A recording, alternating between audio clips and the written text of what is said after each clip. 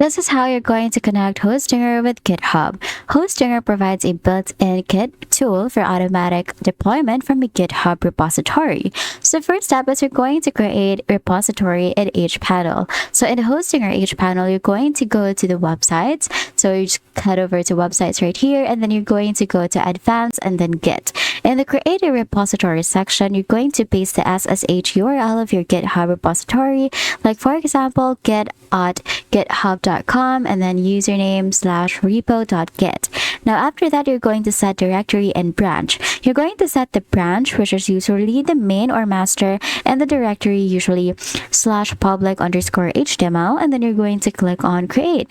After that, you're going to use auto deployment, which is webhook.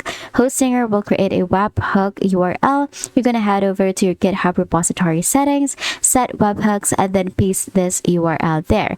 Now every time you push new code to the selected branch on GitHub, Hostinger will automatically pull and deploy the changes to your website. And that's it. That is how you're going to connect Hostinger with GitHub. If this video helped you, please don't forget to like the video and subscribe to the channel for more videos like this. Thank you for watching, and I will see you in the next video.